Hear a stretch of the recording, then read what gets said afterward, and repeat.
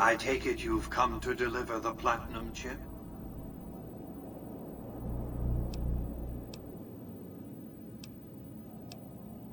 I'll be happy to satisfy your every curiosity once the Platinum chip has been delivered. Such a small thing, isn't it?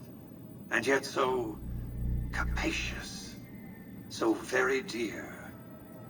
Decades of hiring salvagers out west to search for this little relic in the ruins of a place called Sunnyvale.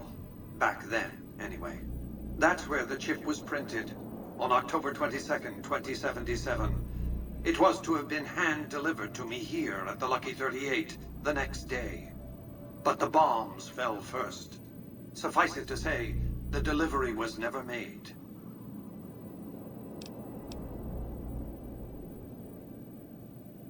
A great deal shall be happening, a cascade of events with you taking a central role.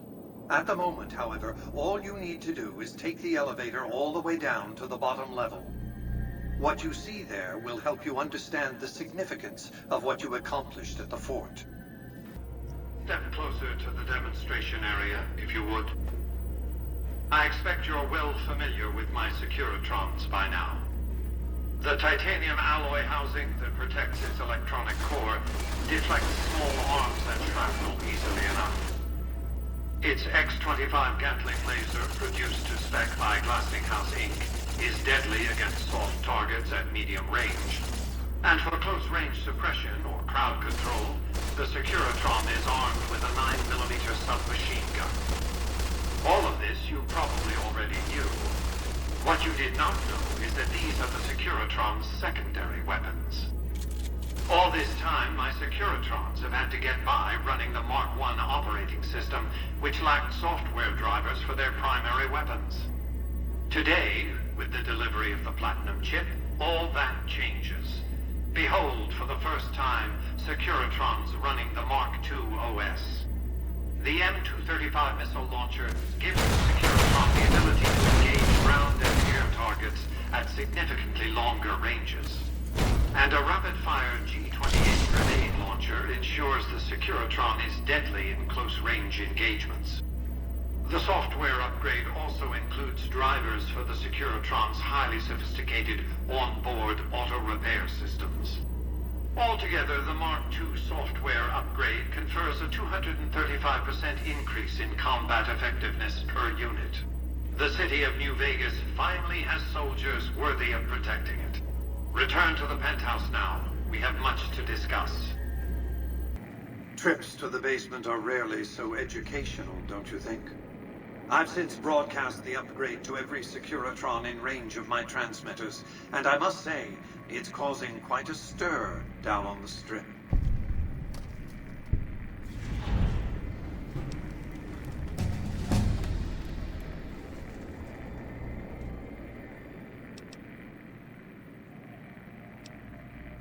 The foundation is laid. My Securitrons on the Strip are upgraded, and those at the fort ready for action. Now it's just a matter of adjusting the attitudes of some lesser groups while we wait for Caesar's Legion to attack Hoover Dam.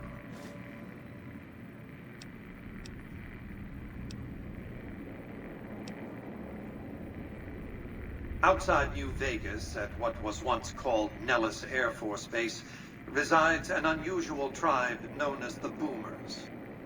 They are, shall we say, aggressively reclusive. They have several howitzers they fire at anyone who dares approach the base. Artillery of this sort has a range of several miles. If it's going to fire on Hoover Dam, I want it firing at my targets. If not, then I want to make sure that the Boomers don't sign similar treaties to fire their guns in support of the NCR or Caesar's Legion. Well done. The Boomers' firepower may prove an advantage when the battle for Hoover Dam comes around. Your next assignment won't take you far. It concerns the Omertas and their den of vice, Gomorrah. As the decisive encounter between the bull and the bear looms close, my concerns about the Omertas have grown. I've never expected loyalty, mind you. A reliably underhanded tribe is just as constant to deal with as one that always runs true. But that's just it. Lately, the Omerta's cooperative silence has been deafening. Not a single complaint. They're up to something.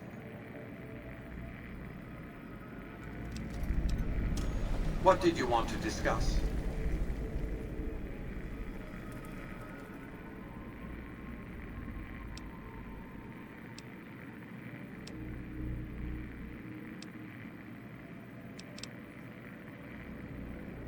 Yes, though at the time they called themselves the Slitherkin. A vicious clan, not that that's changed exactly. They were nomads, capable fighters, but their specialty was betrayal. They'd invite travelers into their yurts, drug them, murder, or enslave them. They took pride in their craft. I don't think Omertas saw other people as people at all. Everyone else was just prey. They reminded me of a certain criminal element Vegas used to attract. I told them some stories, gave them some clothes, and they ran with it.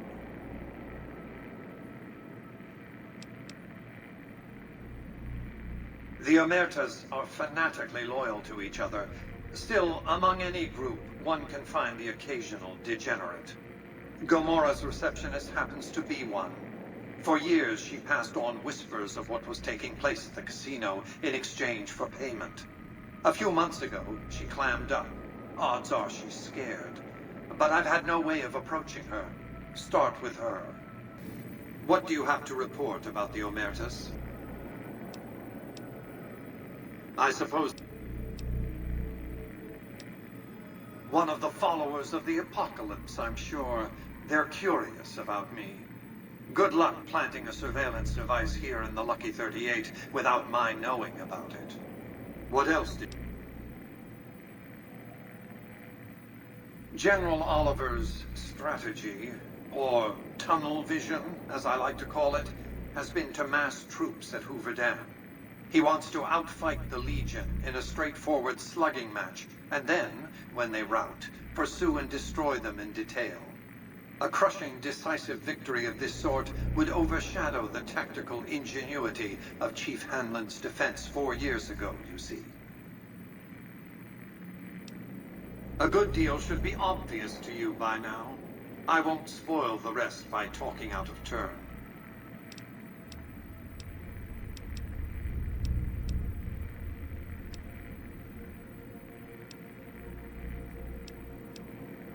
It was a place of splendor. As magnificent as today's Strip may seem, it's but a shadow of the neon paradise that was Las Vegas. I grew up not far from here, and though I traveled the old world extensively, I never found another place like it. By 2065, I deemed it a mathematical certainty that an atomic war would devastate the Earth within 15 years. Every projection I ran confirmed it. I knew I couldn't save the world, nor did I care to, but I could save Vegas, and in the process, perhaps save mankind. I set to work immediately. I thought I had plenty of time to prepare. As it turned out, I was 20 hours short. On the day of the Great War, 77 atomic warheads targeted Las Vegas and its surrounding areas. My networked mainframes were able to predict and force-transmit disarm code subsets to 59 warheads, neutralizing them before impact. Laser cannons mounted on the roof of the Lucky 38 destroyed another 9 warheads. The rest got through, though none hit the city itself. A suboptimal performance, admittedly. If only the Platinum chip had arrived a day sooner. The Platinum chip was printed in Sunnyvale, California on October 22nd, 2077, the day before the Great War. It was to have been delivered by courier the following afternoon, but by then, the world had ended. The chip contained vital software upgrades, but not just for my Securitrons. Every aspect of the missile defense grid would have been upgraded too. Given that I had to make do with buggy software, the outcome could have been worse. I nearly died as it was. Software glitches set off a cascade of system crashes. I had to take the Lucky 38's reactor offline, lest it melt down. For nearly 5 years, I battled power outages and more system crashes until I finally managed to reboot my data core with an older version of the OS. I spent the next few decades in a veritable coma, but I survived, obviously, and eventually thrived.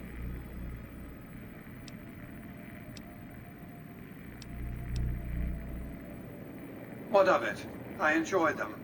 There's something about a little diorama set inside a glass dome that I find pleasing. If you run across any out in the wastes, turn them in to Jane. She'll compensate you.